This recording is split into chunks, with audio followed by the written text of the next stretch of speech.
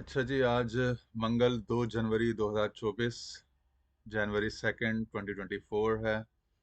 नए साल का आज दूसरा दिन है।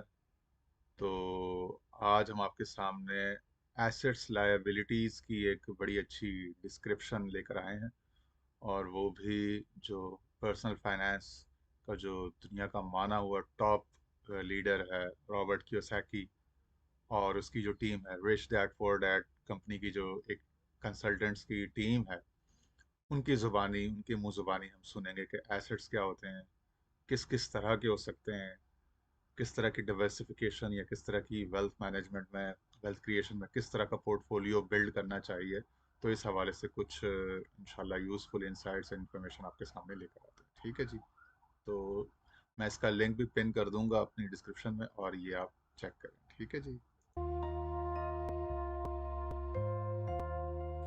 So, the definition of an asset is something that puts money in your pocket whether you work or not. An asset is something that puts money in your pocket whether you work or not. यानी asset वो शय है जो आपकी जेब में आमदन, कमाई, पैसा ला के डालती है, चाहे आप उसके लिए कोई कोशिश, एफर्ट, मेहनत करें या ना करें। शुरू में तो करनी पड़ती है लामहला, लेकिन जब एसेट बिल्ड हो जाता है, कोई असासा तैयार हो जाता है, तो अकाउंटिंग की, फाइनेंस की जबान में असासा या एसेट उस शय को, उस कारोबार को, उस जरिया आमदन को कहेंगे जो आपको पैसे ला के देता रहे, बिना इसके कि आप उसके लिए मेहनत कर रहे हो, काम कर रहे हो। क्योंकि अगर आप काम करके कुछ कमा रहे हैं तो वो आमदन है, वो इनकम है।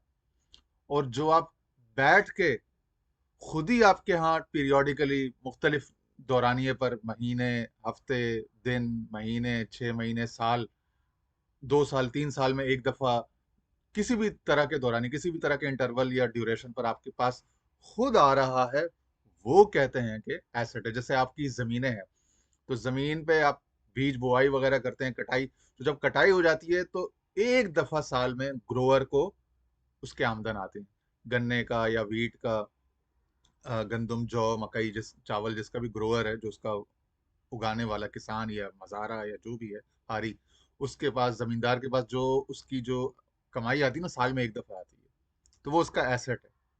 क्योंकि उसने वहां बंदे रख खड़े कर दिए हुए हैं, वो बंदे अपने काम करते रहते हैं, और उसके पास साल के साल उसके जेब में पैसे, बस उसकी जमीन अपनी है और उसने आपको दी हुई है। ठीक है ना। तो ये एक किस्म है सालाना, वरना 6 महीने, महीने, अब आपने अगर मकानात बना लिए हैं, बिल्डिंग्स, दुकानें बना ली, commercial real estate, commercial property, और वो दी हुई है किराए पर, तो रेंटल इनकम आपके पास हर महीने आ रही है। दुबई में, बाज़ जगहों पे दुनिया में 6 महीने का एडवांस रेंट आ जाता है, कहीं पे 1 साल का भी एडवांस रेंट आ जाता है। तो हर जगह की अलग किस्म है। यहाँ कराची में भी कुछ मॉल्स ऐसे हैं जो 6 महीने का एडवांस रेंट ले लेते हैं, या 6 महीने का पोस्ट पेड रेंट लेते हैं, मुख्तलिफ टर्म्स कंडीशंस पे होता है। तो बहरहाल, तो आपको करना कुछ नहीं पड़ता, आप बैठे हुए रेंटल इनकम यानी किराया जो है मकानों का, दुकानों का, या जो आपने ठेके पे कोई फैक्ट्री या कोई प्लांट दिया हुआ है, तो उसका हर महीने, 6 महीने, 3 महीने, 4 महीने, साल, जिस तरह से आपने सेट किया हुआ पार्टी के साथ, खुद आपकी जेब में आएगा। तो ये है एसेट, और एसेट्स बिल्ड करना। आगे बात होगी कि जो रिच पीपल हैं, जो खुशहाल लोग हैं, वो खुशहाल इसलिए होते हैं, ठीक है ना, हकीकी माना में मालदार या खुशहाल आदमी वो है जो एसेट बिल्ड करे, ना कि इनकम यानी पैसे के लिए काम करे। वो एसेट बिल्ड करता है, एसेट उसके लिए काम करता है। The rich people work don't work for money, they have assets work for them, they have money work for them. वो पैसे को अपने लिए काम में लगाते हैं, वो एसेट को अपने लिए काम में लगाते हैं। एसेट या कोई बना हुआ बिजनेस उनके लिए पैसे कमा के, आमदन कमा के, उनके लिए महीना, 2 महीने, 6 महीने, सालाना, मुख्तलिफ पीरियड्स पर, मुख्तलिफ इंटरवल पर उनकी जेब में या उनके अकाउंट में डालता है। तो asset is something that puts money into your pocket. So, I have 7,000 rental properties. Every month I get a paycheck. कह रहे हैं मेरे 7,000 रेंटल प्रॉपर्टीज हैं, मैंने मकान, फ्लैट, दुकानें किराए पे दी हुई है, वो हर महीने मेरे 7,000 लोग मेरे जेब में पैसा यानी किराया डालते हैं। ये है asset. My house is a liability. कह रहे मेरा घर, जो मैंने मकान बनाया अपने लिए, वो एसेट नहीं है, वो तो लायबिलिटी है, क्योंकि उस पर तो हर महीने मेरी जेब से पैसा मुख्तलिफ मद्दों में जाता है। Because the cash is flowing out. Cash is flowing out. It's that statement of cash flow that determines the asset or the liability. कह रहे कैश फ्लो स्टेटमेंट। अच्छा, फाइनेंस में ना तीन किस्म की स्टेटमेंट्स होती हैं। एक होती है इनकम एक्सपेंस स्टेटमेंट, जिसको कहते हैं P&L statement, profit and loss या इनकम एक्सपेंस स्टेटमेंट। दूसरी होती है बैलेंस शीट। बैलेंस शीट क्या होती है? Assets liabilities. दो हो गई, तीन, दो किस्म की फाइनेंशियल। तीसरी फाइनेंशियल स्टेटमेंट जो, यानी वैसे तो अकाउंटिंग में, फाइनेंस में, दुनिया भर में मुख्तलिफ मॉडल्स हैं, लेकिन ब्रॉडली स्पीकिंग जेनेरिकली तीन किस्म की स्टेटमेंट्स होती है जो मैंने आपको बताया। एसेट्स लायबिलिटीज यानी कैश, अपना बैलेंस शीट एक। बैलेंस शीट के बाद दूसरी इनकम स्टेटमेंट यानी कि प्रॉफिट एंड लॉस स्टेटमेंट जिसको बोलते हैं, P&L। और तीसरी होती है statement of cash flow. Cash flow statement सबसे अहम है। रॉबर्ट कियोसाकी की सारी फिलॉसफी यही है। इसने 30-35 साल यही लिखा, पढ़ा और अपने सेमिनार में बताया। इसकी पूरी टीम, सैकड़ों, बल्कि शायद हो सकता है दुनिया में इसके हजारों कंसल्टेंट्स हैं। बहुत बड़ी टीम है इसके साथ में कंसल्टेंट्स की। तो वो सारे इस एक फिलॉसफी पे यकीन रखते हैं कि सबसे अहम जो स्टेटमेंट है आपकी फाइनेंशियल स्टेटमेंट में, वो कैश फ्लो है। कि कैश कितना आपके यहाँ इनफ्लो कितना आ रहा है और कहाँ कहाँ से आ रहा है। ठीक है। Essentially, the way it works is if you अच्छा, something that ये कैन मैकलरॉय, ये इसका बहुत पुराना पार्टनर है और रियल एस्टेट का अच्छा इन्वेस्टर है, बिल्डर है, डेवलपर है और राइटर भी है। इसने भी कुछ किताबें लिखी हुई हैं रियल एस्टेट पर और इन्वेस्टमेंट पर। ठीक है। produces cash flow that gives you the income that you need, you can cover your monthly expenses. The rich don't work for money, they work for assets because that is the proven path. They've always had their assets work for them. कह रहे rich people सही मायने में मालदार या खुशहाल उसको कहेंगे, उसको नहीं कहेंगे जिसकी लाखों रुपए या मिलियंस में माहाना आमदनी, नहीं। उसको कहेंगे जिसने एसेट बिल्ड किया हुआ और वो एसेट उसको कमा के दे रहा है खुद, चाहे वो बीमार हो, छुट्टियों पर हो, जो भी हो। वो चाहे काम करना चाहे ना करना चाहे, रिटायर हो जाना चाहिए, यानी वो दुनिया भर में, मैंने पिछले दिनों कहा था ना कि retire fire score, fire analysis चलता है आजकल, FIRE, financial independence retire early. वो कहते हैं कि 60-70 साल की उम्र में रिटायर होके जब तुम्हारे गिट्टे गोडे जवाब दे, तब तुम क्या दुनिया ट्रैवल करोगे, क्या देखोगे, इजिप्ट कहाँ जाओगे और श्रीलंका कहाँ जाओगे, थाईलैंड कहाँ जाओगे, बूधा देखने और फलाना देखने और दुनिया के वंडर्स देखने, और अंटार्कटिका कैसे जाओगे और नॉर्वे कैसे जाओगे, तो स्विट्जरलैंड कैसे जाओगे। तो अल्लाह के बंदो 35-40 में रिटायर हो जाओ, कोई ऐसा एसेट बिल्ड कर लो कि जो आपको महाना आमदन देता रहे और आप फिर ट्रैवल करने और दुनिया में कोई अपनी लेगेसी छोड़ना। आजकल लेगेसी छोड़ने और ये कि अपनी कोई निशानी, अपनी कोई यादगार छोड़ने, कोई फाउंडेशन, कोई ट्रस्ट बना के दुनिया को गिव बैक, पे बैक करने, इस पर बातें चल रही हैं आजकल। तो दुनिया यहाँ पहुंची हुई है। हमारे यहाँ अल्लाह माफ करे, पाकिस्तान में लोगों ने आटा महंगा, बिजली महंगी, गैस महंगी, इसी में लगे हुए हैं। तो ये देखें आप दुनिया कहाँ चल रही है और हम लोग कहाँ जा रहे हैं, तो हमको गौर करना है। It's very important to understand what type of assets you want and what an asset does. And I think the ultimate asset is like a goose that lays the golden eggs. Some people think it's the egg, and I suppose there's some truth to that too. But when you can find an asset that produces and that is a generator of cash flow, I think you've really found an asset at that point. कह रहे कुछ लोग जो महाना तनख्वाह या महाना आमदन, यानी जो काम करके जो मेहनत कमाते हैं ना, देखें याद रखिए कि दुनिया में तीन किस्म की इनकम्स होती है। मेरे पास व्हाइट बोर्ड या कोई ऐसी चीज होती है, मैं उस पर लिख के भी दिखाया था। एक होती है जी, पहली है अर्नड इनकम या ऑर्डिनरी इनकम। दूसरी है जी पोर्टफोलियो इनकम, ठीक है। और तीसरी होती है पैसिव इनकम यानी कैश फ्लो। तो तीसरी में क्या होती है, वो एसेट्स के जरिए से इनकम आ रही होती है। दूसरे में भी जब तक आप काम कर रहे हैं तब तक आमदन आ रही है, पोर्टफोलियो इनकम। जब तक आपने कोई पोर्टफोलियो बिल्ड किया हुआ तब तक आपके पास इनकम आ रही है। जब आपकी उससे तवज्जो हटी, उसमें आप थोड़े से कमजोर सुस्त पड़े, तो इनकम मुतासिर होनी शुरू हुई। और पहला तो अर्नड इनकम या ऑर्डिनरी इनकम, वो तो आपके लिए से 100% मेहनत, 100% आपका वक्त लेती ही लेती है, ठीक है ना। तो वो कह रहा है कि भाई आप एसेट्स ऐसे बिल्ड करो, income generating, income producing assets, कि वेदर यू वर्क और नॉट, आप काम करो या ना करो, वो एसेट्स आपको कमा के दे रहे हैं। वो एसेट में फिर क्या क्या बड़ी चीजें हैं, 4 बड़ी चीजें, वो आगे बताएगा। एसेट क्लास, एजुकेटेड इन्वेस्टिंग, वो जो कल मैंने कहा था ना, वो मिथ, वो जो वो जो कल मैंने कहा था, जो मिथ, जो मिसकंसेप्शन को There are क्लियर किया 4 था कि basic भाई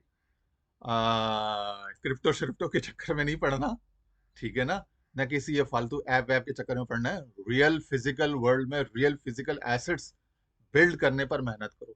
उस रियल फिजिकल एसेट को बिल्ड करने के रास्ते में कुछ स्टेप्स हैं। तो शुरू में आप पेपर एसेट्स या लिक्विड एसेट्स बिल्ड करो। वो क्या है वो आके ये तफसील से बताएगा। मैं आपको छोटा सा इशारा दे देता हूँ। Stocks, bonds, mutual funds, ETFs, रीट्स, 5 बड़े हैं। Stocks, shares market. बॉन्ड्स, हर मुल्क के अलग अलग बॉन्ड्स होते हैं। हर मुल्क में कॉर्पोरेट बॉन्ड्स भी होते हैं और गवर्नमेंट स्टेट ओन्ड बॉन्ड्स भी होते हैं। हमारे यहाँ जैसे पीआईबीज या टीएफसीज या टी बिल्स हैं, ये गवर्नमेंट बॉन्ड्स हैं। बाकी जो कोई जैसे टेस्ला ने अमेरिका में अपना बॉन्ड बनाया हुआ है, तो बड़ी बड़ी कॉर्पोरेशन अपना भी एक इंस्ट्रूमेंट निकाल लेती है कि भाई ये इंस्ट्रूमेंट आप अपने पास रख लो, ये इस वक्त जो है ना $1 लाख या $1 लाख का है, तो आप जो है ना मेरे पास 5 साल 10 साल के बाद आओगे तो मैं इस इंस्ट्रूमेंट को आपसे ले लूंगा 1,10,000 या 1,10,000 15,000 के प्रॉफिट पर मैं आपसे ले लूंगा, क्योंकि इस दौरान में मैंने इतना कमा लिया होगा उस आपके $1 लाख से, तो उसमें से मैं आपको इतना % शेयर दे दूंगा आपकी इनकम का। तो ये बॉन्ड कहते हैं इसको, ठीक है ना। एक तो प्राइस बॉन्ड होता है ना, वो छोड़ दें, वो एक अलग चीज़ है। दूसरा ये नेशनल लेवल के जो बॉन्ड्स होते हैं, वो एक बड़े इंस्ट्रूमेंट्स, बड़े वो व्हीकल्स हैं पेमेंट के, वो अलग चीज़ है। यूरो बॉन्ड, दुनिया भर में बॉन्ड्स, बड़े बड़े इंस्ट्रूमेंट्स मिलियंस ऑफ डॉलर्स के वो फरोख्त होते हैं। यानी एक एंटिटी अपनी इक्विटी यानी अपने सॉवरेंटी को पैसों में इन कैश या उसकी एक मॉनेटरी वैल्यू लगा के आपको बताती है कि भाई ये मेरी साख, मेरी गुडविल की वैल्यू है, तो इसके मैं 100 पीस करके इस वैल्यू के आपको ये एक पीस इतने में दे रहा हूँ, सादा लफ्जों में। म्यूचुअल फंड्स आपको पता है, एसेट मैनेजमेंट कंपनियां जो होती हैं, बैंक्स, इंश्योरेंस हाउसेस जो होते हैं, वो अक्सर म्यूचुअल फंड्स या एसेट मैनेजमेंट बना लेते हैं। वो प्रॉपर्टीज़ में, बैंक्स में, इंश्योरेंस में और रियल एस्टेट में और स्टॉक्स में लगा के फिर वो अपना रिसोर्स जनरेशन करते हैं और उसमें से आपको प्रॉफिट्स में से हिस्से देते हैं। Stocks, bonds, mutual funds, ETFs. ETF exchange traded fund, ये दुनिया में कुछ अरसे से चल रहा है कि एक बास्केट होती है जिसमें मुख्तलिफ एसेट क्लासेस के फंड्स और वो रिसोर्स होता है। हमारे यहाँ भी मीज़ान का ईटीएफ है, जेएस बैंक का ईटीएफ है, एचपीएल, यूबीएल तकरीबन सबने बनाए हुए हैं। ईटीएफ भी बहुत अच्छी साइड ऑफ इन्वेस्टमेंट है। थोड़ी बहुत ये समझ लें म्यूचुअल फंड से मिलती जुलती क्लास होती है। और एक होती है REIT, real estate investment trust. उसमें डायरेक्टली आपका पैसा रेंटल प्रॉपर्टी या किसी डेवलपमेंट प्रॉपर्टी में जाके लगता है, ज़मीन से मकान तक बनाने या मकान को किराए पे देने, इन दोनों ऑपरेशन में से कोई एक ऑपरेशन, उसकी जो कैश वैल्यू होती है, उस इनकैशमेंट को आपके जो शेयर होल्डर्स होते हैं उनमें डिस्ट्रीब्यूट प्रो राटा बेसिस पे हिस्सा वगैरह जो कर दिया जाता है, उसको रीट स्ट्रक्चर कहते हैं। ठीक है जी, ये भी बड़ा ज़बरदस्त दुनिया में स्ट्रक्चर है। पाकिस्तान में भी अल्हम्दुलिल्लाह कुछ 15 से 20 कंपनियां रीट रजिस्टर हो चुकी हैं, जिसमें से 2 बड़ी हैं, आरिफ हबीब की डॉलमेन रीट और उसी ग्रुप की ये नया नाजाबाद के साथ मिलके GRR, ग्लोब रेजिडेंसी रीट, जो नया नाजाबाद में है। तकरीबन कोई 500-600 फ्लैट उसके अंदर है। वो जब डेवलपमेंट हो रहे हैं तो जब तो अभी से उनके प्रॉफिट्स जो है ना, उनकी बुकिंग कॉस्ट जो आ रही है उससे दिए जा रहे हैं। जब वो पूरे सेल आउट हो जाएंगे तब भी उसके वो सारे प्रॉफिट्स वो वक्तन फवक्तन 3-3, 4-4, 6-6 महीने के बाद आपको तमाम शेयर होल्डर्स को दिए जा रहे होते हैं। मैंने पहले भी 3-4 दफ़ा अर्ज किया कि आप स्टॉक मार्केट से 500-500 रीट के जो एक लॉट होती है वो उठा सकते हैं। 13,500-14,000 रुपए की मिल जाती है आपको, चाहे वो डॉलमेन वाली हो या ग्लोब रेजिडेंसी हो। 6,500 या 7,000 की मिल जाती होंगे। 13 और 14 रुपए का आप चेक कर लीजिएगा उसका रेट क्या है। ठीक है जी। asset classes. Commodities, which would include oil, gold, silver. अच्छा, इसने अपनी तरतीब में एसेट क्लासेस में कमोडिटी को सबसे ऊपर रखा, बिल्कुल ठीक है। गोल्ड, ऑयल, सिल्वर, और यहाँ पे गोल्ड और सिल्वर को रॉबर्ट कियोसाकी कहता है gold and silver is God's money, कि ये खुदा की मनी है, खुदा का बनाई हुई दौलत या खुदा की यानी कि समझ लो कि शान खुसूसी रखने वाली दौलत है, क्योंकि ये उस वक्त भी ज़मीन में थी जब हम लोग नहीं थे, मैं या मेरे बाप दादा नहीं थे, या इवन के नस्ल बनी आदम ही नहीं आई थी तब भी गोल्ड और सिल्वर जमीन में था, सोने चांदी के ज़खायर थे। और तमाम आसमानी किताबों में जहब और फिद्दा, गोल्ड एंड सिल्वर के जिक्र तस्करे हैं। तो इसमें कुछ खास बरकत और खास ताकत है गोल्ड एंड सिल्वर में, इसलिए पूरी हिस्ट्री में गोल्ड हमेशा अप्रिशिएट करता रहा है। थोड़ा सा फर्क है इनकी उसमें मार्केट वैल्यूएशन में, कि गोल्ड हमेशा अप्रिशिएट करता है क्योंकि गोल्ड जो है ना वो ज्वेलरी में और उसमें आता है, ब्यूटिफिकेशन में आता है, और सिल्वर जो है वो इंडस्ट्रियल मेटल है, गोल्ड प्योरली प्रेशियस मेटल। ठीक है जी। तो कमोडिटीज में फिर ऑयल, ऑयल में जो ये जो फर्नेस ऑयल है, क्रूड ऑयल जिसे कहते हैं, वो उससे फिर सारी डेरिवेटिव सारी प्रोडक्ट्स बनती हैं, पेट्रोल, डीजल, केरोसिन और बहुत सारी चीजें। ठीक है जी। Oranges, pork bellies. Stocks oranges यानी फ्रूट और ये खाने पीने की चीजें सब कमोडिटीज है। ठीक है जी। दूसरा, and bonds are paper assets. Stocks, bonds, mutual funds, ETFs, रीट्स, ये सारे पेपर एसेट्स या लिक्विड एसेट्स, क्योंकि जल्दी से रिडीम हो जाते हैं, जल्दी से इसको आप इनकैश करा सकते हो, तो ये लिक्विड एसेट्स कहते हैं। या पेपर एसेट्स, क्योंकि ये पेपर के ऊपर लिखे हुए एसेट्स होते हैं, फिजिकली आपकी बिलोंगिंग में, आपकी ओनरशिप में कोई चीज एक्चुअली शायद नहीं आती, तो वो यानी डिजिटली या पेपर या इलेक्ट्रॉनिकली वो एक कॉन्सेप्ट आपके पास दे दिया जाता है, तो उसको इसलिए बाज लोग इसको पेपर एसेट्स कहते हैं। लिक्विड इसलिए कहते हैं कि ये जल्दी से बिक के इनकैश हो जाते हैं। यानी रियल एस्टेट में या गाड़ी खरीद के बेचने में थोड़ा सा ये ना कि टाइम लगता है, गाड़ी आपने होंडा सिविक टोयोटा, पता नहीं कितने दिनों में उसका बायर लगेगा। मकान आपका है, दुकान आपकी है, पता नहीं कितने दिनों में बिके, आप एजेंटों को बोल देंगे, वो एजेंट फिर अपना कमीशन लेंगे, टाइम लगेगा, 2 4 6 महीने 8 महीने का प्रोसेस है, पेपर वर्क है उसकी, रजिस्ट्रार के पास जाओ, ये सब चीजें, डीड करवाओ, फलाना डिमाका, ट्रांसफर करवाओ। ठीक है ना। लेकिन स्टॉक्स, बॉन्ड, म्यूचुअल फंड में ये है कि यहाँ आपने बटन दबाया या एक ईमेल की, और 1 मिनट के अंदर, बाजों का 10 सेकंड के अंदर, बाजों का 1 घंटे या 2 घंटे के अंदर, 6 घंटे के अंदर आपको आपका कैश मिल जाता है, आपके अकाउंट में पैसे ट्रांसफर हो जाते हैं। तो ये लिक्विड एसेट्स है, यानी जल्दी से, लिक्विडिटी से कहते हैं कि जल्दी से एक शेयर आपके हाथ में आ जाए, आपके हाथ में आ जाए।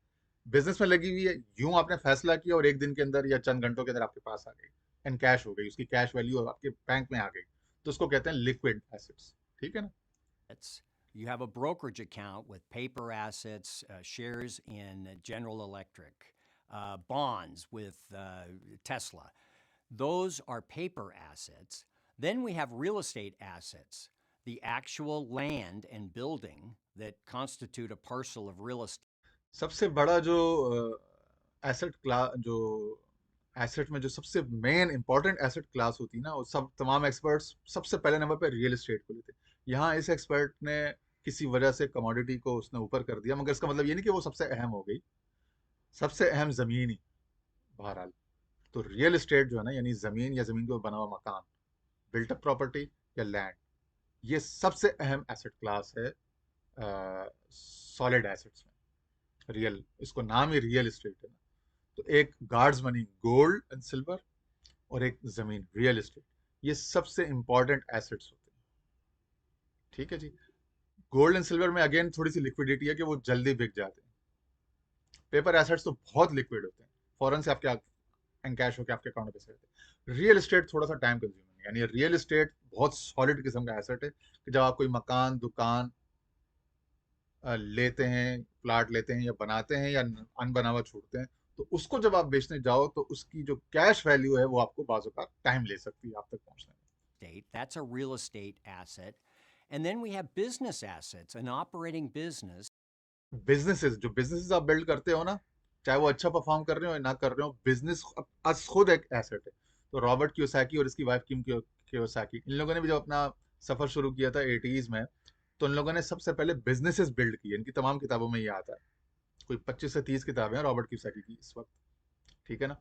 कि इसने बिल्ड एसेट्स, सॉरी बिजनेस सबसे पहले इसने बिल्ड किया, फिर बिजनेसेस बिल्ड करने के बाद फिर इसने रियल एस्टेट में पाँव रखा, पहले स्टॉक में भी रखा, और फिर रियल एस्टेट में पाँव रख के फिर इसने फ्लैट्स और अपार्टमेंट बिल्डिंग्स लेनी शुरू की थी। तो बिजनेस आज खुद, चाहे वो फ्रेंच फ्राइज का, चिप्स का ठेला हो, चाहे वो कोई इस तरह का छोटा सा काम हो, आप किसी को लगा के दे दें और खुद उसकी ओनरशिप में रहें और उसको सैलरी पे रख दें या कमीशन पे, जिस तरह से भी हो, तो बिजनेस छोटा हो या बड़ा, बिजनेस आज खुद एक एसेट है। ठीक है जी। तो ये 4 बड़े एसेट्स होते हैं दुनिया में। सबसे पहले रियल एस्टेट, सबसे पहले बाज लोग कहते हैं बिजनेसेस, बहरहाल आप रियल एस्टेट को रखें, फिर बिजनेसेस, फिर कमोडिटीज, फिर पेपर एसेट्स, या बाज लोग पेपर एसेट्स को, स्टॉक्स, बॉन्ड्स को ऊपर कर देते हैं, म्यूचुअल फंड्स, ईटीएफ्स, रीट्स, इन चीज़ों को, और उसके बाद 5वें नंबर पे ले आते हैं लोग जो मैंने आपको बताया इस तरतीब के साथ। ठीक है जी। कमोडिटीज को, यानी कि गोल्ड, ऑयल, सिल्वर और ये सब चीज़ें। कमोडिटी मार्केट आप सुनते हैं ना। That you run and manage is another asset class. Look at your personality and your or I'd rather just buy one, like Warren Buffett? Do I like real estate and the lever of debt? कह रहे आप अपनी सलाहियत को और अपनी personality को देखो। क्या आप बिजनेस बिल्ड कर सकते हो या बने हुए बिजनेस खरीद सकते हो, जिस तरह से ये अपना उसने नाम लिया वॉरेन बफेट का, कि वो बने हुए बिजनेसेस खरीद लेता है। बने हुए बिजनेसेस एक्चुअल रियल लाइफ में भी खरीद लेता है। किसी की दुकान है, कोई मुल्क छोड़ के जा रहा है, या कोई मजीद एनर्जी नहीं लगाना चाहता, कोई रिटायर होना चाहता है, वो अपने बिजनेस देखना चाहता है, तो अक्सर लोग अपने बिजनेस को या अपने ब्रांड को ही सेल कर देते हैं। दुनिया भर में चलता रहता है, लोग चलते हुए बिजनेस को नुकसान की वजह से, कम प्रॉफिटेबिलिटी की वजह से, या अपनी तरजीहात चेंज होने, या अपने पर्सनल रीजन या फैमिली रीजन की वजह से कि उन्होंने कहीं और शिफ्ट मूव करना है, या कुछ, या कोई भी रीजन हो सकता है, तो वो अपने बिजनेसेस को चलते हुए हालत में, यानी सेटअप लगा हुआ जो है उसको फरोख्त कर देते हैं। ये इस दुनिया में सबसे अच्छा प्रॉफिटेबल डील समझी जाती है, कि आप बजाय स्टार्टअप के, यानी जीरो से बिजनेस को बिल्ड करने के, एक चलता हुआ बिजनेस खरीदें। तो वॉरेन बफेट ने हमेशा चलते हुए बिजनेस खरीदे हैं, रियल लाइफ में भी और स्टॉक मार्केट में भी चलते हुए बिजनेस खरीदे, पूरी पूरी कंपनियां वो खरीद लेते हैं। तो उसने कहा कि आप देखें आपकी एक्सपर्टीज या आपकी पर्सनालिटी क्या है, कि आप इतना पेशेंस रखते हैं कि जीरो से बिल्ड करें, या फिर अगर आपके पास पैसा है तो आप चलता हुआ बिजनेस खरीदें। जो चलता हुआ रेस्टोरेंट है, कोई बेचना चाहता है, कोई किसी और लाइन, चलते हुए टेलर की दुकान है, चलता हुआ जनरल स्टोर, करियाना स्टोर है, मेडिकल स्टोर है, तो ये खरीद लें। तो आपको वो जो इनिशियल इन्वेस्टमेंट करनी पड़ेगी ना, कैपिटल, वो सारा वो और जो मेहनत करनी पड़ेगी, वो सब करने के बजाय वो सारा आपने वक्त और पैसा और रिसोर्स बचा लिया, और आपने डायरेक्ट इक्विटी खरीद ली, एक चलता हुआ बिजनेस खरीद लिया, आपके पास डायरेक्टली एक अपॉर्चुनिटी टू अर्न मनी आपके पास आ गई। ठीक है ना? तो इस तरह से Can I stomach that, or do I understand it? And do I like the idea of some commodities to hedge a dollar or to hedge a currency? Knowing that everything falls into just a few categories certainly makes investing seem more doable. First thing to figure out is which asset classes are the right ones for you. I'm asked which asset class you should invest in. Should you invest in all of them or focus on one of them? And that depends on what you like to do, what you feel comfortable with. I personally invest in real estate. I understand real estate. I don't understand the stock market. I don't invest in the stock market. अच्छा, जो चीज आपको समझ में ना आती हो ना, या तो आप उसको सीखने की कोशिश करें, और अगर आपके पास वक्त कम है और आपके काम अच्छे बने हुए अच्छे चल तो फिर आप वही करें जो आप समझ सकते हैं, या जो जिसकी आपके अंदर नेचुरल टेंडेंसी या प्रोपेंसिटी मौजूद है। तो इसने भी यही कहा कि मुझे चूंकि स्टॉक मार्केट और उसका how they work, how they operate, वो समझ में ज्यादा नहीं आता। हर किसी का दिमाग हर चीज में काम नहीं करता ना। तो कह रहे हैं मुझे पर्सनली रियल एस्टेट समझ में आता है। आपने देखा होगा बाज लोग स्टेट एजेंट होते हैं, वो 40-50 साल से स्टेट काम कर रहे हैं। बाजों का वो 5-6 साल 10 साल डिक्लाइन में होते हैं, वो डाउनफॉल से गुजर रहे होते हैं, बेचारे नहीं कमा पा रहे, लेकिन वो कहते हैं यार हमें और कोई काम आता ही नहीं है। ना हम इलेक्ट्रॉनिक की शॉप चला सकते हैं, ना हम जनरल स्टोर, ना हम फार्मेसी चला सकते हैं, ना हम कार मैकेनिक की दुकान खोल सकते हैं, ना हम कार शोरूम खोल सकते हैं। हम तो यही काम कर सकते हैं, हम यही करेंगे। ठीक है, अगर उनको कोई और काम समझ में नहीं आता तो वही करते रहे। ठीक है ना? अच्छा, इसी तरह जो लोग स्टॉक का काम करते हैं और 24 घंटे इसी में लगे रहते हैं, आप उनको देखिएगा वो जिंदगी भर स्टॉक्स के ही काम कर रहे होंगे। वो अस्पताल में मैंने देखा है कि बाज लोग अपने मरीज की इयादत के लिए आते हैं, वहां पे भी वो एक जमाने में जाता तो मैं, वो फोन पे लगे होते थे, हाँ भाई बड़ा फौजी कितने का, छोटा फौजी कितने का, बड़ा एंग्रो कितने का, छोटा एंग्रो कितने का। ठीक है ना? तो ये मुख्तलिफ उन्होंने अपने एक वो कोड, एक अपनी एक उनका वर्नाकुलर, एक अपने जार्गन होती है स्टॉक एजेंट्स की, ब्रोकर्स की आपस की। तो भाई वो किसी के मैयत में आए हुए हैं, किसी के जनाजे में, किसी की बीमार की तीमारदारी के लिए अगर मार्केट खुली हुई, तो उस टाइम वो फोन पे लगे हुए या स्क्रीन पे लगे हुए देख रहे हैं कि हाँ भाई क्या चीज़ कितने का चल रही है, कौन सा सौदा खरीदना है, बेचना है। धागे वाले धागे में लगे रहते हैं, कपड़ा बनाने वाले कपड़े में, तौलिया बनाने वाले तौलिए में लगे रहते हैं। एक हजाम जो है हेयर ड्रेसर, वो उस अपना काम नहीं छोड़ता, चाहे उसमें फायदा हो नुकसान हो, क्योंकि वो समझता है कि उसको उसके अलावा कोई ये काम आता नहीं। तो एक तो ये स्ट्रैटेजी भी ठीक है, जिसको एक काम अच्छी तरह आता है और उसके अलावा कोई और काम उसको समझ में नहीं आ रहा, तो वो वही काम करते रहे। एक एजुकेशनिस्ट जो है वो बार बार अपने स्कूल्स बनाएगा, या फिर वो अपना ट्यूशन सेंटर्स बनाएगा, कोचिंगें करेगा, वो यही करता रहेगा। एक पब्लिक स्पीकर जो है, वो एक मोटिवेशनल स्पीकर जो पब्लिक स्पीकिंग करेगा, वो उसके सेमिनार्स और कॉन्फ्रेंसेस, वो साल में उसको एक प्रोग्राम मिले, 2 प्रोग्राम मिले। एक सिंगर जो है वो उसको साल में एक बुकिंग मिले, 1-2 प्रोग्राम मिले, 3 मिले, वो वही करेगा। एक कवाल जो है वो वही करेगा। तो उसकी बाज लोग होते हैं कि वो बस एक ही काम में होते हैं, तो ठीक है। तो जो लोग समझते हैं कि उनको एक काम समझ में नहीं आ रहा या वो सीख नहीं सकते, तो उसमें घुसना जरूरी नहीं है, उस काम को गंदा करना। वही काम करें, जस्ट स्टिक टू योर, जो आपकी नेचुरल, जो आपकी एबिलिटी है उसके साथ स्टिक करें, उसके साथ लगे रहें, ठीक है ना। So it's what you're comfortable with and what जिस चीज के साथ आप कंफर्टेबल हैं वो काम करें, अच्छी तरह करें, जो भी काम करें अच्छे से करें। you're willing to learn about and what you're willing to invest in. You've got to take that first step. लेकिन क्या, फर्स्ट स्टेप, एक्शन लेना, एक्ट करना, वो जरूरी है। पहला स्टेप लेना किसी भी काम में, किसी भी फील्ड में जरूरी है।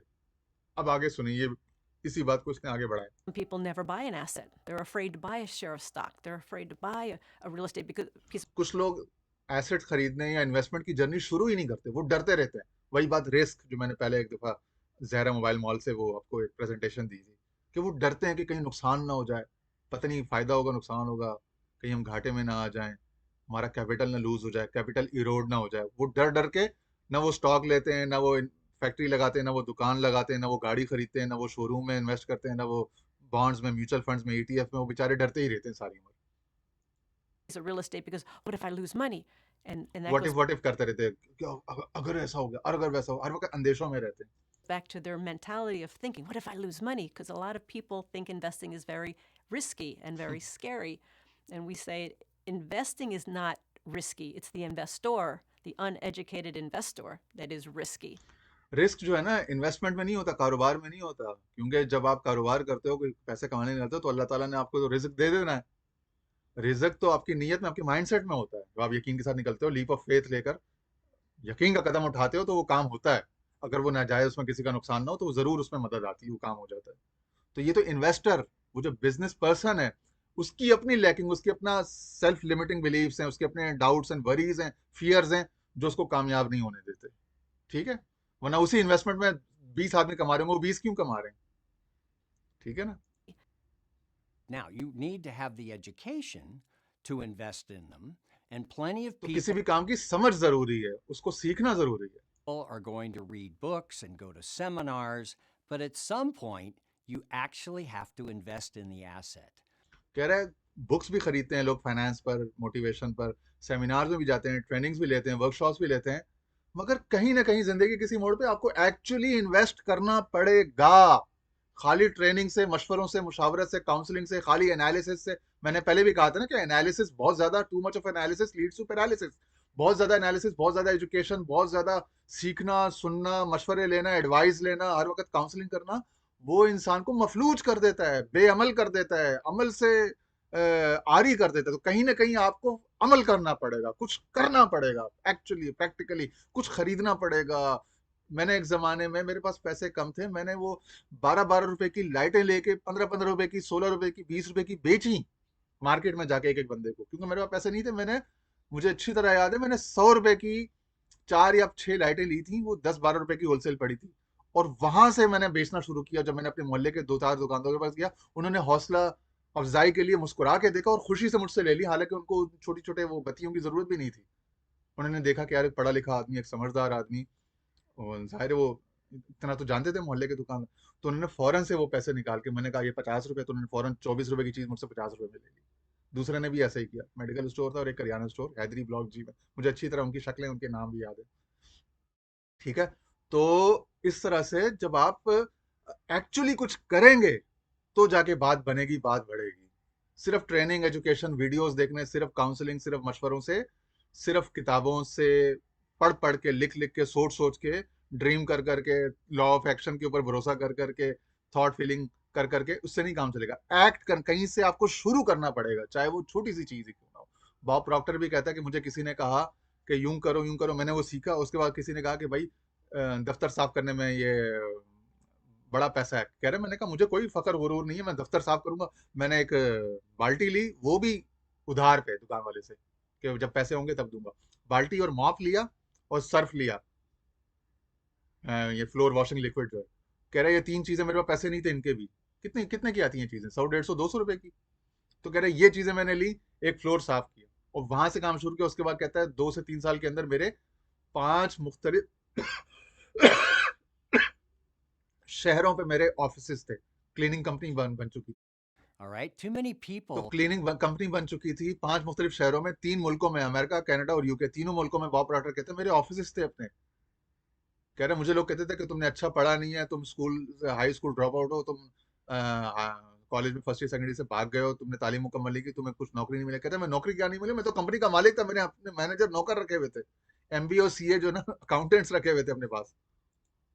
are involved in what's called the paralysis of analysis. They analysis want to paralysis, understand it so well वो that एक चीज को इतना अच्छा समझना चाहते हैं कि वो अच्छा समझने के चक्कर में ट्रेन निकल जाती है, अपॉर्चुनिटी मिस कर जाती है उनके, या तो उनकी फिर सहज जवाब दे जाती है, या वो मौके ही नहीं रहते, या फिर उनके अंदर फिर वो कुव्वत अमल, वो एग्जीक्यूट करने की वो जो एक्ट करने की जो पावर है, कैपेबिलिटी, वो ही नहीं रहती बेचारों के पास। they never take a risk. Know that you're going तो इसलिए रिस्क लो, यानी कदम बढ़ा दो, आगे बढ़ जाओ, देखा जाएगा, बात की बात में देखिए। to make some mistakes. That's okay. गलती हर किसी से होती है, नुकसान हर किसी को हो सकते हैं, वो ओके, कोई नॉर्मल बात है, कोई बड़ी बात नहीं है। गलती या नुकसान शुरू में हर किसी से होता है, कोई बड़ी बात नहीं है, वो उससे में घबराने वाली कोई बात नहीं। When you're starting out, it's fine to make some mistakes. जब आप शुरू कर रहे हैं तो कुछ गलतियां होंगी, ये बिल्कुल नॉर्मल है, बिल्कुल ऐसा हो सकता है। इसके लिए अपना जिगर, अपना हौसला बड़ा रखें, और आपके फैमिली, आपके घर वाले, जितने भी लोग कोई नया काम कर रहे हैं, उनके घर वालों को भी चाहिए कि उसको परेशान ना करें, तंग ना करें, शर्मिंदा ना करें, इसमें कोई बात नहीं है। उनको दोस्तों को भी चाहिए तानेबाजी ना करें। जब कोई इंसान जिंदगी में आगे बढ़ना चाहता है, कुछ करना चाहता है, उसको करने दें, उसकी मदद करें। मदद नहीं कर सकता, उसको उसकी टांगे ना खींचे, उसको घसी, उसको परेशान ना करें, हरासा ना करें, ठीक है ना। और हरासमेंट कई किस्म की होती है, उसकी भी 100 किस्में हैं। मैं भी हजारों लोगों से सुनता रहता हूँ बातें, वो अपनी अपनी जिंदगी के किस्से सुनाते हैं, किस तरह से उनको हरासमेंट का सामना हुआ अपने लोगों की तरफ से। तो बड़ी तकलीफ होती है मुझे सुन के। It's not something that comes naturally. I think you have to be open to the fact that you don't know everything. And I think you have to have a little humility, and you got to kind of. And I think a lot of times people don't do that. I lost a whole bunch of money in the stock market. I invested in gold mines and अच्छा, lost इसको all हम of थोड़ा that. सा जरा You know, rewind I करके a दोबारा whole bunch of सुनते हैं। money. Don't do that. Check your ego at the door, and I think a lot you have to have a little humility, and you got to kind of check your ego at the door. And I think a lot of times people don't do that. I lost a whole bunch of money in the stock market. कह रहे भाई कुछ आप में ना तवाज़ो, आर्जी इनकी सारी होनी चाहिए, कुछ ना कुछ हकीकत पसंदी होनी चाहिए। जरूरी नहीं कि आपको दुनिया की हर चीज पता हो, किसी भी शख्स को, किसी बड़े एक्सपर्ट को, आरिफ हबीब या अकील करीम डीडी को या मलिक रियाज को क्या दुनिया की हर चीज या अपने बिजनेस की हर चीज पता होगी? उनको भी पता उनकी लिमिटेशंस क्या। हर इंसान को अपनी हुदूद का, अपनी लिमिटेशंस का इदराक होता है, और कामयाब बिजनेसमैन, कामयाब इंसान होता ही वो है जिसको अपनी हुदूद का पता हो और वो उनका एतराफ करे। तो किसी भी कामयाब आदमी या किसी मालदार आदमी को आप देखोगे उसकी गर्दन में सरिया नहीं होगा, उसको पता होगा उसको क्या। वो किसी भी छोटे बच्चे से पूछ लेगा। मैं खुद एक जगह काम करता था, एक साहब थे, बहुत बड़ा सेठ था वो, लेकिन आप यकीन करें मैं फोटो कॉपी कर रहा था, मैं बिल्कुल नया था, बहुत छोटी सी तनख्वाह पर, मुझे वो पेपर लगाना नहीं आ रहा था, और यानी ग्रेजुएशन और यूनिवर्सिटी सब चीज़ें मेरी बारे में उनको पता थी। लेकिन क्या, तो उसने, सेठ ने क्या किया, वो खुद आया, उसने खुद फोटो कॉपी उठाई, मशीन का लिड जो कवर था वो उठाया, खुद कागज़ लगा के खुद फोटो कॉपियाँ निकाल ली, और मुझे शर्मिंदा भी नहीं किया कि यार सीख लो, देखो मैं तुम्हें सिखाने आया, तो कुछ भी नहीं कहा, खुद वो काम कर लिया उसने, और मैं देखता रह गया। तो मैं बता रहा हूँ आपको कि जो बड़े लोग होते हैं वो बड़े, जो दरख्त बड़ा होता है ना, कहते हैं जिस दरख्त पे फल जाता है वो झुका हुआ होता है। तो इसी तरह उन्हीं साहब ने, मैं उनका नाम नहीं ले रहा था, उनकी फैक्ट्री का नाम बताना चाहता हूँ, दो चार और मौकों पर खुद से ऐसा काम किया था कि मैं हैरान रहता था। और वो कहता भी था अपने छोटे भाइयों को भी कि अपने अंदर से मैं निकाल दो, यानी ये बात कि मैं मालिक हूँ, मैं मालिक का भाई हूँ, सेठ का फैमिली से हूँ, मैं क्यों ये काम करूँ, मैं क्यों ये झाड़ू लगाऊं, मैं क्यों इसको चीज़ को साफ करूँ, मैं क्यों इस कार्टन को उठा के इधर से उधर कंटेनर के अंदर लगा दूं, हालांकि मैं लगा सकता हूँ, मैं करीब हूँ, वक्त बचा सकता हूँ अपने मजदूरों का। तो कह रहे जो काम तुमसे हो सकता है वो कर गुजरो, कर जाओ। स्टाफ तो अपना अपना काम करता रहेगा, लेकिन जो काम स्टाफ की हेल्प में कहीं किसी जगह तुमसे हो सकता है, उसको खामखा तकब्बुर, गुरूर और मैं नखरे की वजह से, गर्दन में सरिया की वजह से क्यों उसको रोकते हो भाई? क्यों अपने टाइम को नहीं ज़ाया होने दो? उस काम को अगर कर सकते हो और उसमें तुम्हारी कोई अपना कोई कपड़े गंदे या कोई हालत गंदी नहीं हो रही, तो उस काम को कर जाओ, क्यों नहीं करते हो? I invested in gold mines. तो इस बात को भी तस्लीम करो कि हर चीज़ हर बंदा नहीं जानता, कुछ चीज़ें वो जानता है। तो उसके अंदर ये खूबी भी थी कि जो चीज़ उसको नहीं पता होती थी ना, वो खुद कहता भाई हम तो हैं ही जाहिल। खुद कहता था, वो कहता था क्या भाई हमारे पास ये प्राडो गाड़ी और चीज़ें आ गई, अल्लाह की मेहरबानी है, उसने बरकत दे दी काम में। अगर ये सब चीजें चलेगी, पहले हम लोग जो ना वो कहते हैं W11 में और बसों में सफर कर, कह रहे हैं फिर बसों में सफर करूंगा, बसों में आऊंगा जाऊंगा, काम थोड़ी छोड़ूंगा, काम करूंगा, यही लूमों में, यही स्टिचिंग में, यही फैक्ट्री में, यही धागे में, तौलिए में घुसा रहूंगा, छोड़ूंगा नहीं। इसी तरह यही बात मैंने एक और सेट से भी सुनी। उसने मुझे अपने बिजनेस, मैंने उससे दुकान किराए पे लेनी चाहिए थी, वो दुकान 1.5 करोड़ की दुकान थी, यही पिछले 6-7 महीने पहले का वाकया। उसके और बहुत सारे बिजनेसेस थे। तो उसने मुझे ये बात बताई अपने ऑफिस में बैठ के, मैं अकेले बैठे हुए थे सामने रूबरू। तो उसने मुझे कहा, बेटा कि ये पीछे जो खारादर में, ये जो पीछे वो जो है ना, वो जो जमीन पे पथारा लगा के बैठे हैं, कह रहे यहाँ पे मैंने कपड़े का थान लगा के काम शुरू किया था 30-35 साल पहले। आज मेरी सदर में, खारादर में, टावर में दुकानें। मेरे बच्चे अमेरिका में एक स्टैनफोर्ड से और एक वहां से मिशिगन की पता नहीं कौन सी यूनिवर्सिटी वहां से पढ़ के निकले हैं, MIT से पता नहीं, दोनों। तो कह रहा है कि उसके बावजूद अगर आज भी जो जरूरत पड़ी रिस्क के हलाल कमाने के लिए, वहीं पथारे पे बैठ के वो करने की, ये सब चीजें मुझसे चिंजा, तो मैं वही काम करूंगा जो मैं पहले दिन कर रहा था। कोई शर्म, कोई मुझे वो नहीं होगा, दुख नहीं होगा। तो मैं वही काम उसी आसानी के साथ करूंगा। और मैं उसकी शक्ल देख रहा था कि यार कितना हौसला है, कितनी यानी किस, और उसकी दुकान की वैल्यू बहुत ज्यादा थी, कोई 45-50 हज़ार भी उसको किराया मिल सकता था। उसने मुझसे कहा, बताओ आप कितना दे सकते हो? तो मैंने उसको कहा, मैंने कहा मुझे तो शर्म आ रही है। कहते कह रहे नहीं, इसमें शर्माने की क्या बात है, अगर आप नहीं अफोर्ड कर सकते तो आप जितना आप दे सकते हो, जितना आप अफोर्ड कर सकते हो वो बता दो। तो मैंने उसको बहुत, यानी आधे से भी कम जाके बताया कि भाई इतना। तो उसने मुझे कोई ना बेइज्जती की ना कोई बातें सुनाई, उसने बात को सुना, उस पर मुझसे नेगोशिएट किया, मशवरा किया, आगे ही बातें। तो मतलब ये है कि इस तरह लोग होते हैं कि वो हौसले के साथ, तरीके के साथ बात को सुनते हैं, समझते हैं, तब जाके अल्लाह ताला उनको बड़े मर्तबे और इज्जतें और कामयाबियां और ये दौलत और असर और रसूख इन्फ्लुएंस देता है। ठीक है ना? तो ये लोगों की मदद करने का उनके अंदर जज्बा होता है। बाद में उस बंदे को ऑपरेशन की जरूरत पड़ी, वो ऑपरेशन अस्पताल में था, उसने मुझे 2-3 दफा मैसेज भी किया, मेरे लिए दुआ करना, ये वो। अब वो डील नहीं बनी, वो बीच में उसके फैमिली वाले लोग आ गए, उन्होंने अपनी होशियारियां दिखाई, वो जो भी चीजें हुई, लेकिन उस बंदे ने मुझसे एक इज्जत का और जो एक अदब का जो ताल्लुक है ना, उसको कायम रखा। And lost all of that. You know, I've invested in real estate and lost money as well. And I think that had I had better education, asked better questions, then I probably would have not invested in those kinds of things. And today, there's just so much great information. कह रहे अगर मुझे ज्यादा पता होता तो हो सकता है मैं इन्वेस्ट ही ना करता, उन मौके को का फायदा ना उठाता। तो बाजू का टू मच इन्फॉर्मेशन जो है ना, वो जैसा कि अंग्रेजी में कहते हैं, ignorance is a bliss, ignorance is kind. तो इग्नोरेंस जो है ना, बाजू का ब्लिस होती है कि कम चीजें जानना आपके लिए नेमत बन जाता है। इसलिए आप देखेंगे जो कम इल्म या कम जानने वाला बंदा होगा, वो कूद पड़ेगा कारोबार में, और कारोबार में रह रह के, सीख सीख के, बहुत ज्यादा ग्रोथ करके उस कारोबार की हर चीज जान लेगा। और जो बहुत कुछ पढ़ पढ़ा के और MBA और CA और ACCA और FCA और FSCA और CFA और CDA पता नहीं क्या कुछ करके आता है, वो बेचारा किसी की नौकरी कर रहा होता है, उसको पता ही, वो उसके अंदर हिम्मत ही कभी नहीं आती कि वो 100 रुपए का भी स्टॉक या 100 रुपए का भी कोई कारोबार शुरू कर सके। Out there. Never ever has there been a better time to learn online. But the average person hangs out with a financial planner or a stockbroker or a real estate agent or an insurance agent, and they learn nothing because they're salespeople. Nothing wrong with salespeople, but they don't value the importation of knowledge into your system. We live in an advice culture where people want to know what to buy. Tell me what to buy, tell me what to buy, tell me what to buy. I get it all the time. Andy, what do you like? You like gold right now? You like Bitcoin? What do you want to buy? ठीक है ना? तो मतलब ये कि ये advice culture, कि बस यार ये बता दो कोई अच्छा सौदा, कोई अच्छी टिप बता दो जो हमारे यहाँ, कि कोई टिप बता दो, कोई चीज़ अच्छी मिल जाए, ऐसा नहीं होता। चीज़ को समझो, और जो चीज़ सही वैल्यू, यानी काम आने वाली है, अगर वो सही कीमत में मिल रही है, वो ले लो। क्योंकि कोई भी काम आने वाली चीज़, कॉलगेट अपना का, टूथपेस्ट, साबुन, शैम्पू, ये सब चीज़ें रोज़ हर इंसान के वॉशरूम में, किचन में, घर में काम आ रही हैं। हर इंसान को डेली दांत साफ करने हैं, मुंह धोना है, हाथ धोने हैं। तो ये कंपनियां, ये ब्लू चिप्स, ये तो हमेशा चलेंगी जब तक इंसान है। यहाँ तक कि बंदा मर जाता है, वो मैयत को भी गुस्ल देने के लिए साबुन चाहिए होता है। अब आप कहो कि भाई मैं इसमें इन्वेस्ट करूं कि ना करूं, उसका स्टॉक लूं कि नहीं लूं, तो ऐसी अकल पर अफसोस ही किया जा सकता है ना। तो ये चीज़ें तो बड़ी बेसिक, बड़ी कॉमन सेंस की चीज़ें, बहुत ज़्यादा डिग्रियों की, बहुत ज़्यादा इसके लिए कोई इल्म के समंदरों की ज़रूरत नहीं होती। अब बस आपको पता हो कि ये चीज़ इतने की मिल रही है और इतनी वैल्यू दे रही है और ये इतने कारामद है और आइंदा भी चलती रहेगी, उसमें इन्वेस्ट कर दें, उसको शुरू कर दें, उसको बनाना शुरू कर दें। बना नहीं सकते, बनी हुई उसकी जो कारोबार या दुकान या ठेला है वो खरीद लें, वो नहीं कर सकते उसका स्टॉक ले लें, कहीं से शुरू करें, कुछ करें। ठीक है जी, अल्लाह ताला हम सबका हामी